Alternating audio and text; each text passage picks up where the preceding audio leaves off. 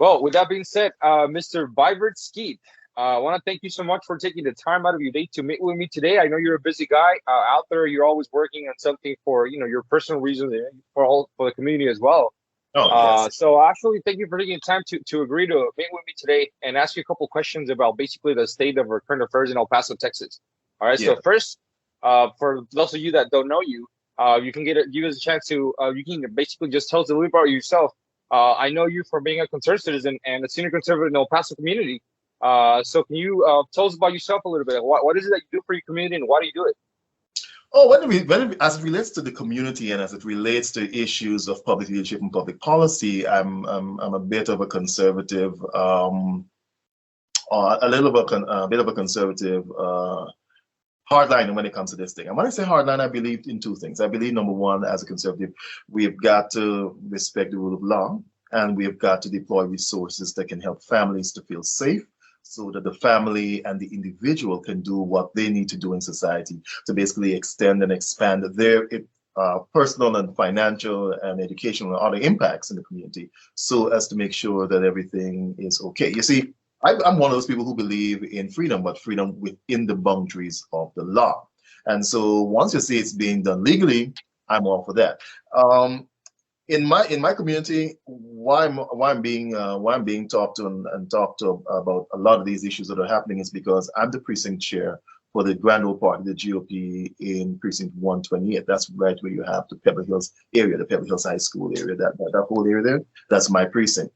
And so from time to time, and when I say from time to time, I mean at least 2-3 times a week, I'm interacting with my neighbors, people on my block, people within like a 2-square-mile area of me to find out what's going on, how things are for them, what we can do in our community to keep our community safe, and most likely, what we can do to encourage people to start businesses and stuff like that on this side. Because as you might know, the Far East has been booming for the last 10 years. It's been growing a lot. Like right now where I'm sitting, I remember when I got here over 10 years ago, this house was literally the last house in Far East El Paso. Now you can go down a mile behind me, and that's where you find those guys with those nice $600,000, $700,000, and $800,000 homes. So Far East has been doing well. A lot of businesses have been doing well, which means that we're seeing less and less of the young people who are leaving high school having to leave the area immediately because, previously there were no jobs. You just had houses. It was like a bedroom community. Now you're finding a lot of businesses are springing up, mostly owned by El Pasoans in El Paso, from El Paso. People are living in the community, and so they're providing a value for the community in terms of creating employment opportunities.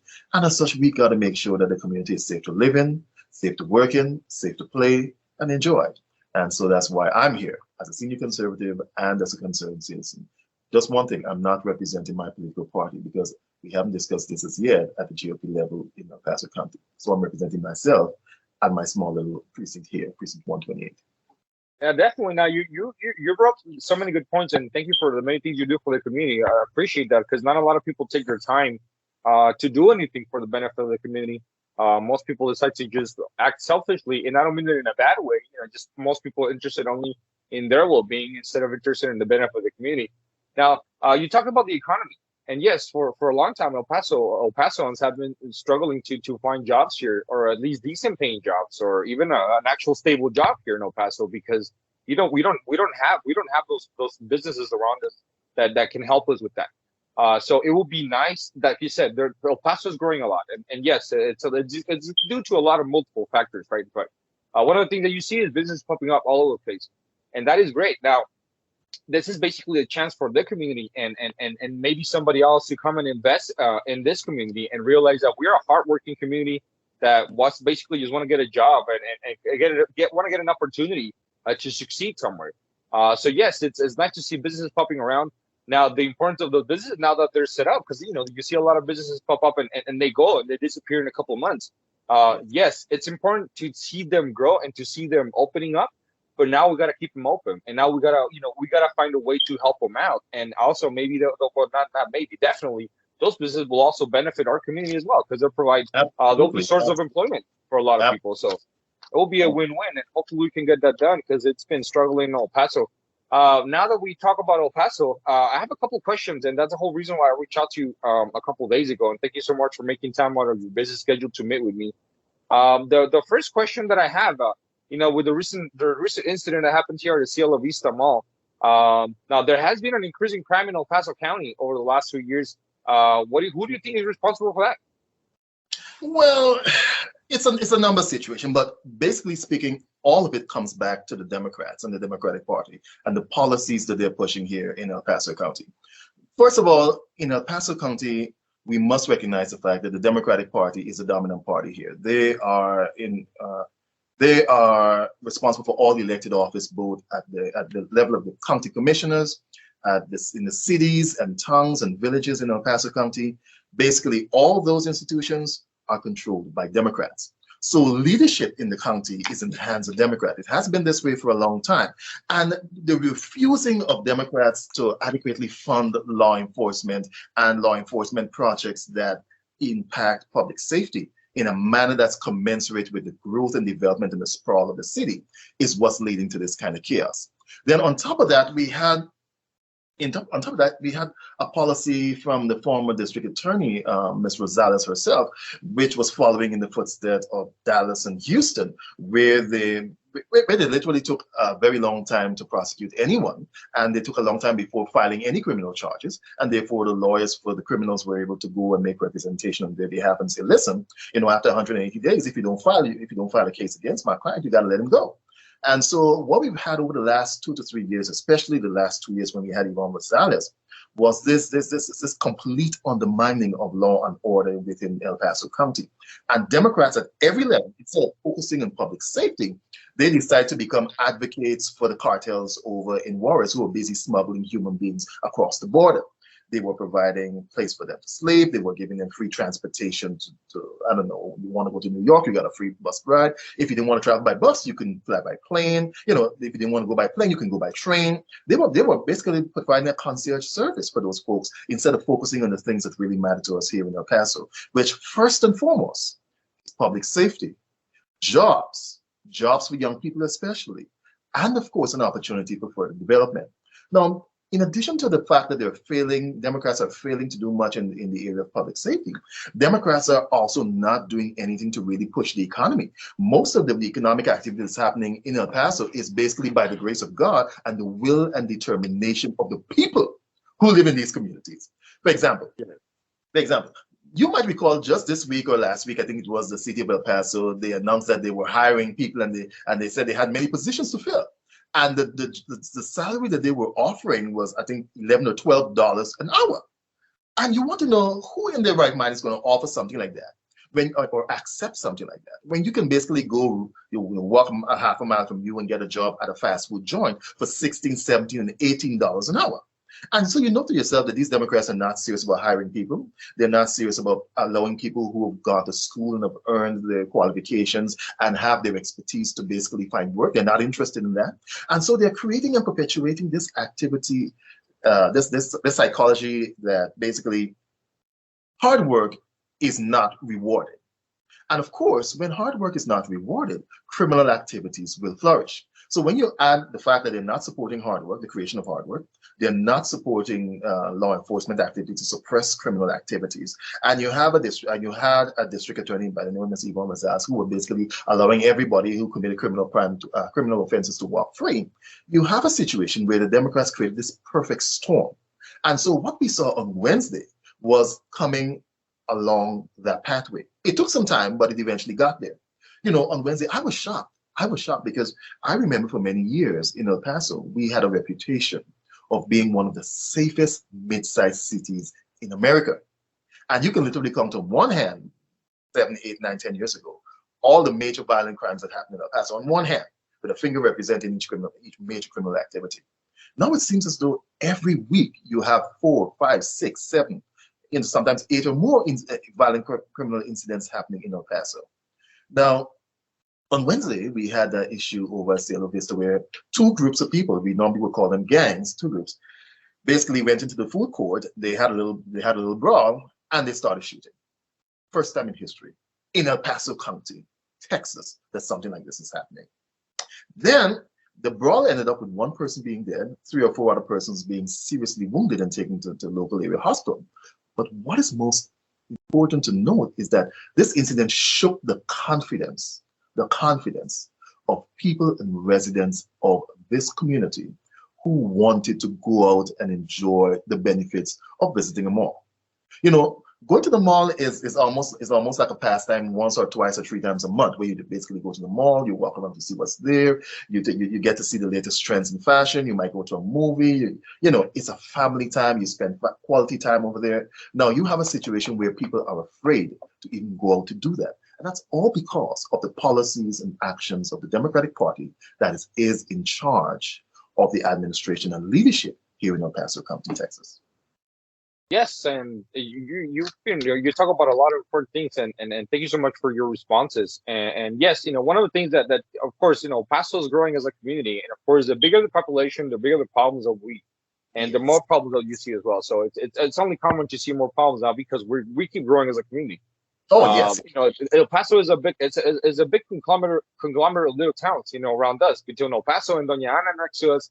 And then, you know, you go over here to the east side of El Paso, is the same thing. It's a conglomerate of little towns that you keep helping in a way to keep growing. And yes, the more people, the more problems. Now, El Paso has been Democrat for longer than 2 years, of course, and these are problems that they've been brewing in there for a long time. It's been a long time. I mean, I can say I didn't see it coming. This is something that I spoke about with my wife actually a few years ago, and I foresee that happening. Now, yes, El Paso used to be one of the safest cities in America. Now, one thing that I noticed is, and of course, I don't think I'm the only one, is that a lot of times we don't actually see the real news here, and like we don't see the corruption cases like we should on the news. And I believe the reason why is because, for example, you know, the mayor of I think it was Sanelli, just a couple of months ago, she was accused of I think it was embezzlement. And she was actually booked, and then she was, of course, released later. There was a DA that was forced to resign due to corruption. Many cases that happen like that here, and they're all Democrats. But you don't see it on the news. Now, not only that, there's also been an increased activity of crime, like you said, for quite a long time. But you wouldn't see those things on the news, like the shootings that would happen all over town. You wouldn't see it in the news. You would see, and this still happens nowadays. You know, you see the firefighters that are trying to rescue a cat out of a pole in the news, or they're telling about some people that reported some cars that were stolen, and that's fine that they're helping the community. But what happened to the real news? What happened to the fact where we can sit down and rely on trusty media outlets to give us the news that we need, so we can keep up with what's going on around us? And you know what? We don't see that often here in El Paso. It's blocked a lot by the media, and it's been happening for years. This is not something recent, but you know, a lot of people don't see that. Now, what can El Pasoans do to improve our personal and domestic family situation? Well, there are a number of things we got to do. It starts with first the individual. Over here in my little precinct 128, whenever I meet with people, and you know, people are concerned about crime because we have a strong retiree population from the military. You know, Fort Bliss is right up the road. And so when El Paso was expanding in the east side, this is one part of the community that really a lot of military and military retirees came to find a decent place to live. The first thing I tell people is just be vigilant. That's the first thing. You got to know people on your street. For example, I can tell you right now, Beto, I can tell you the name of every single person on my street. That's number one. Number two, I know exactly who they are, what kind of vehicles they drive, what is normal in my area on a Monday, Tuesday, Wednesday, Thursday, Friday, Saturday, Sunday. I know that.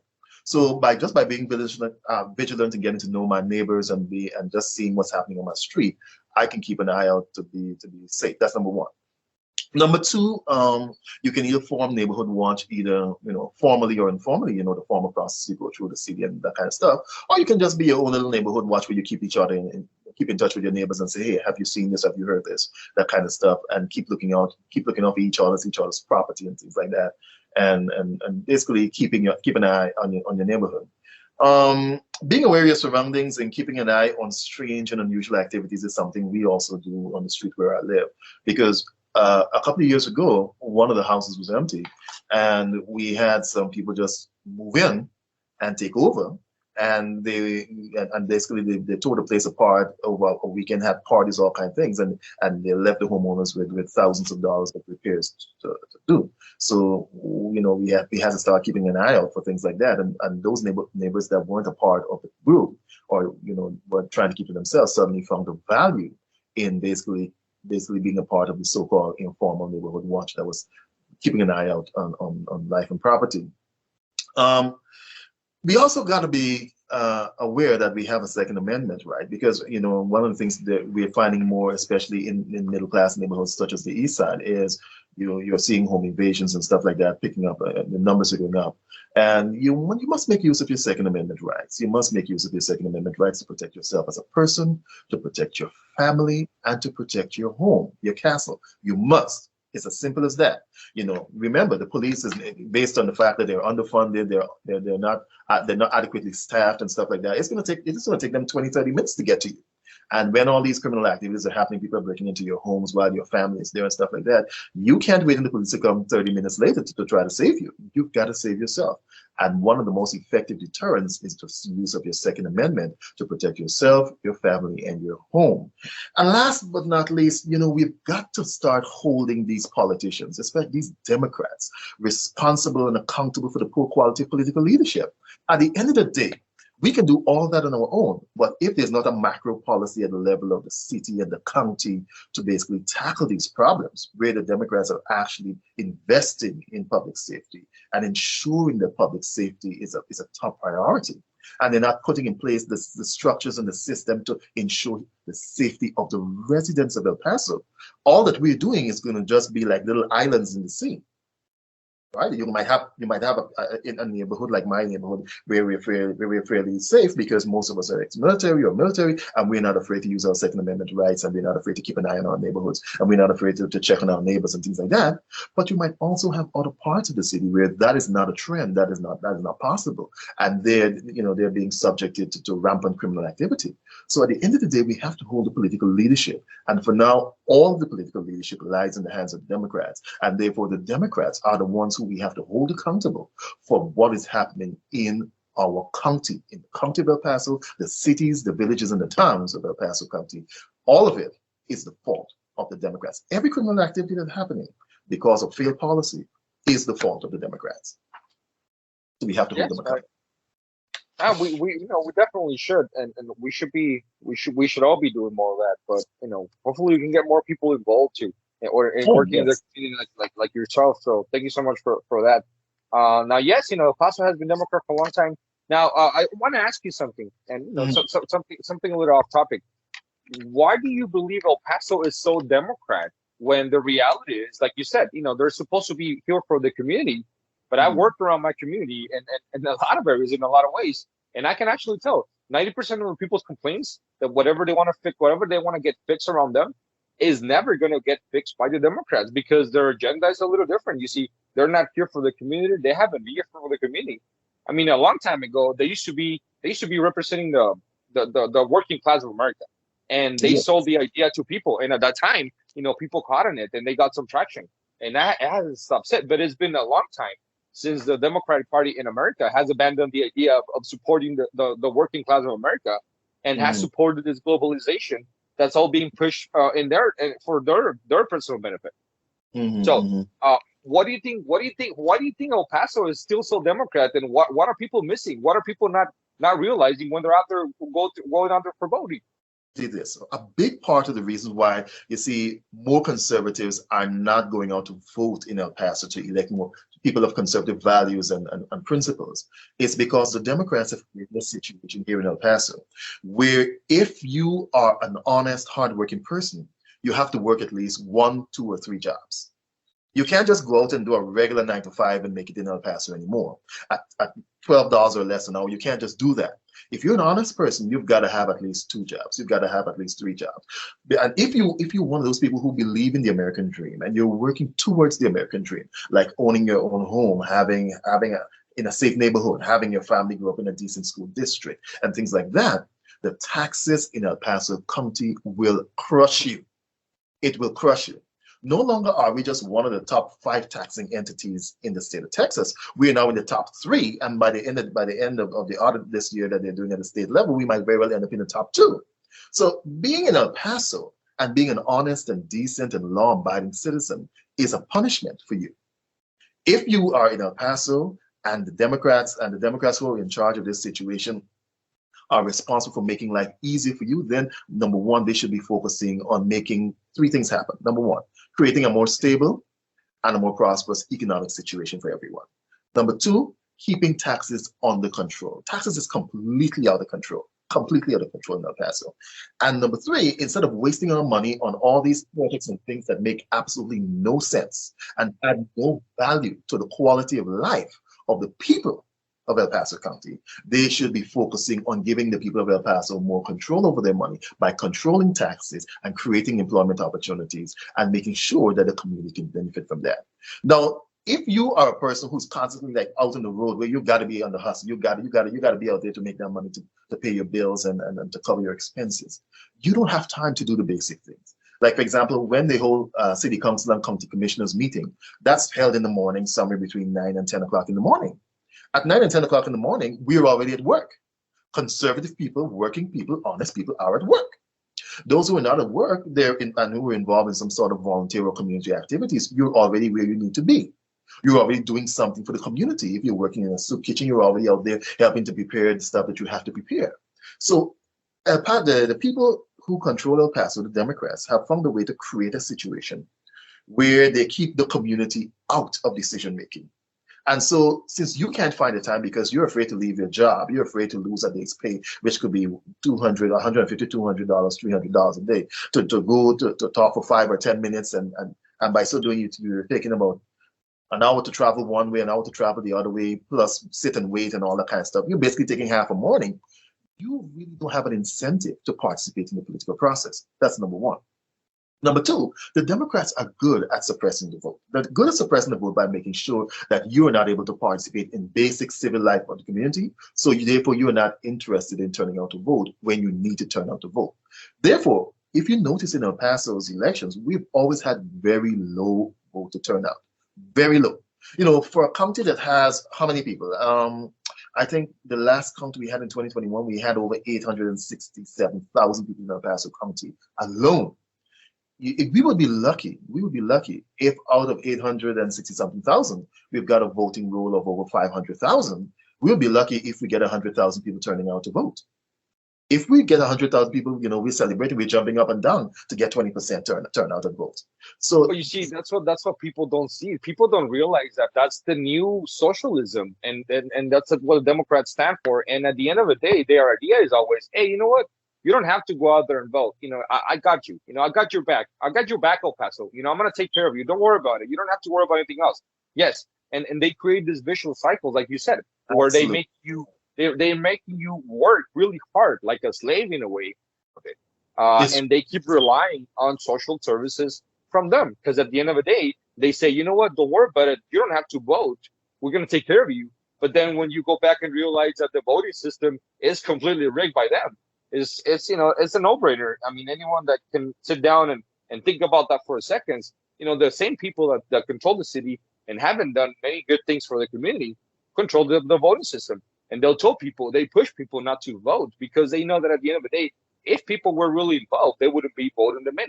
So, you know, that's the thing. El Paso keeps voting Democrat. In a way, the way I see it, and the best comparison I can use is people need to stop voting like if you were actually supporting a sport. Because a lot of people say, hey, you know what, I like this team better. Like, for example, sports. You might like this team better or the other team. That's fine. At the end of the day, do you know what each team stands for? Exactly. Right? Most people don't. Most people just go with whatever they see on the news, which is not reliable most of the time. And whatever they've been buying from their neighbors and whatever people have been saying for years without realizing what the Democrat Party stands for. So if more people were actually involved in what they actually support, which is not the economy, not anything beneficial for the community, not anything community-wise, nothing like that. But yet you see some, like, for example, you drive down the freeway and now you see the little fancy signs, or I might say fancy because we got nothing like it in El Paso, right? You know, Vegas is probably laughing at us.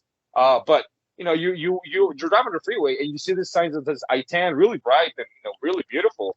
But you think about it, like, you know, instead of using the money for things like that, why don't you use something to support the economy, or just, you know, to fix the roads or to fix the sidewalks? There are many places that need to be fixed in El Paso, but yet they're not going to be here for the community unless people realize that they're actually voting the wrong way. And hopefully we can get that soon. So We'll see. Man, the truth of the matter is this. I think more and more people are becoming frustrated with the fact that, they're working harder, they're putting more effort in, they're going back to school, you're upskilling, you're learning a new skill, you're putting yourself out, you're doing 1 and 2 side jobs, and they're now making it, and people are becoming discontented with that. And many people, yes, I would admit in the past, they would simply pick themselves up and go to a bigger city, a bigger city in Texas, a bigger city out of Texas, a place where job opportunities pay more and things like that.